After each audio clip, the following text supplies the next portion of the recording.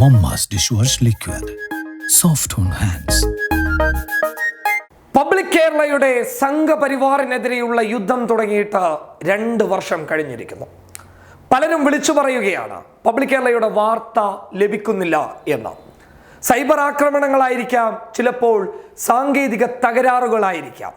എന്നിരുന്നാലും ശരി, നിങ്ങൾ പബ്ലിക് കേരളയ്ക്ക് നൽകുന്ന പിന്തുണ ഒന്നുകൂടി നല്ല രീതിയിൽ മെച്ചപ്പെടുത്താൻ ശ്രമിക്കുക. അതായത് നിങ്ങൾ സബ്സ്ക്രൈബ് ചെയ്തിട്ടുണ്ടോ എന്ന് നോക്കുക. ഇല്ല എങ്കിൽ ഉടൻ തന്നെ സബ്സ്ക്രൈബ് ചെയ്യുക, ബെൽ ഐക്കൺ അമർത്തുക. ഇതൊക്കെ ചെയ്തിട്ടും നിങ്ങൾക്ക് വാർത്ത ലഭിക്കുന്നില്ല എങ്കിൽ യൂട്യൂബിൽ കയറിയിട്ട് പബ്ലിക് കേരള എന്ന് സെർച്ച് ചെയ്തിട്ട് വാർത്തകൾ നിങ്ങൾക്ക് കാണാവുന്നതാണ്. വിഷയത്തിലേക്ക് വരാം. അമിത്ഷയെ കാണുന്നില്ല. അമിത്ഷയ്ക്ക് എന്തു പറ്റി? അമിത്ഷ എവിടെയാണ്? അമിത്ഷയുടെ മുഖം പഴയതുപോലെ മാധ്യമങ്ങളിൽ നമുക്ക് ദർശിക്കാൻ സാധിക്കുന്നില്ല. എന്തു പറ്റി എന്ന് ചോദിക്കാൻ ഈ രാജ്യത്തെ ഒരു പൗരൻ എന്ന നിലയിൽ നമുക്ക് അവകാശമുണ്ട്. കാരണം അമിത്ഷയോടുള്ള സ്നേഹം കൊണ്ടല്ല, മറിച്ച് അമിത്ഷാ ഈ രാജ്യത്തിന്റെ ആഭ്യന്തരമന്ത്രിയാണ്. പൗരത്വ ഭേദഗതി നിയമ സമയത്തും ഡൽഹി കലാപ സമയത്തും മാധ്യമങ്ങളിൽ നിറഞ്ഞു നിന്ന് പലയിടങ്ങളിലും രോഷകുലനായി പ്രസംഗിച്ച, പല വേദികളിലും വർഗീയത വിളമ്പിക്കൊടുത്ത് അങ്ങനെ മുന്നോട്ട് പോയ മനുഷ്യൻ ദാ ഈ സമയമൊന്നും കാണാനില്ല എന്ന് പറയുന്നതിൽ ഒരു തെറ്റുമില്ല.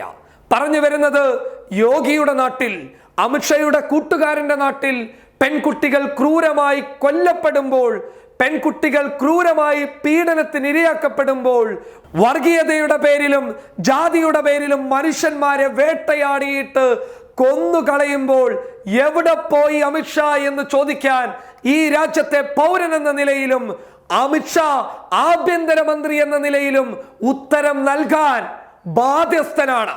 അമിത്ഷാക്ക് ചിലപ്പോൾ രോഗമുണ്ടാകാം, പക്ഷേ ഒരു കാര്യവും വളരെ വ്യക്തമായി വെളിപ്പെടുത്താൻ അമിത്ഷയോ അമിത്ഷയുടെ കൂടെയുള്ള ആരോഗ്യ പ്രവർത്തകരോ അല്ലെങ്കിൽ അധികാരികളോ തയ്യാറാവുന്നുമില്ല.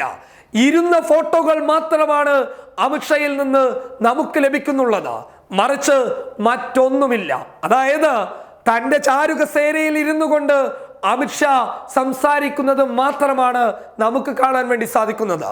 യോഗിയുടെ നാട്ടിൽ ഹത്രാസിൽ വളരെ ക്രൂരമായ രീതിയിൽ 19 വയസ്സുകാരി കൊല്ലപ്പെട്ടപ്പോൾ അമിത്ഷാ ആ ഭാഗത്തേക്ക് എത്തിയിട്ടില്ല.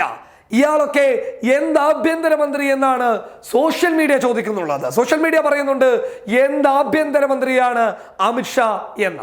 ഒരു സംഭവം രാജ്യത്തെ കാർന്നു തിന്നുമ്പോൾ അമിത്ഷാ ചാരു കസേരയിൽ ഇരുന്നു കൊണ്ട് മാധ്യമങ്ങളോട് അകത്ത് നിന്ന്, അതും പുറത്തു നിന്നല്ല, സ്വന്തം മുറിക്കകത്ത് നിന്ന് സംസാരിക്കുന്നു. അങ്ങനെ ഉണ്ടാകുമ്പോഴാണ് ചോദ്യങ്ങൾ ഒരുപാട് വരിക. അമിത്ഷാക്ക് എന്തു പറ്റി? അമിത്ഷാക്ക് രോഗമാണോ? അമിത്ഷയ്ക്ക് അനക്കമില്ലല്ലോ എന്നുള്ള ചോദ്യങ്ങൾ ഇത്തരം സാഹചര്യങ്ങളിലാണ് വരാറുള്ളത്. പൗരത്വ ഭേദഗതി നിയമവുമായി ബന്ധപ്പെട്ട് തുള്ളിച്ചാടിയിട്ട് പൊട്ടിച്ചിതറിയിട്ട് വിപ്ലവമാണ് എന്ന് പറഞ്ഞ് സംഘികളടക്കം കൊണ്ടു നടന്ന അമിത്ഷയുടെ പ്രസംഗങ്ങൾ നമ്മൾ ഒരുപാട് കേട്ടിട്ടുണ്ട്. പക്ഷേ ഈ ക്രൂരതയ്ക്കെതിരെ ഒരക്ഷരം മിണ്ടാൻ ആഭ്യന്തരമന്ത്രി തയ്യാറായിട്ടില്ല എന്നുള്ളതാണ് വസ്തുത. പേരിന് അമിത്ഷയുടെ സോഷ്യൽ മീഡിയ പേജുകളിൽ ഒരു പോസ്റ്റ് വരുമെന്നല്ലാതെ വസ്തുതാപരമായി മറുപടി നൽകാനോ യോഗിക്കെതിരെ സംസാരിക്കാനോ, കാരണം സംസാരിക്കേണ്ടതുണ്ട്. യോഗിയുടെ നാട്ടിൽ എന്താണ് നടക്കുന്നത്?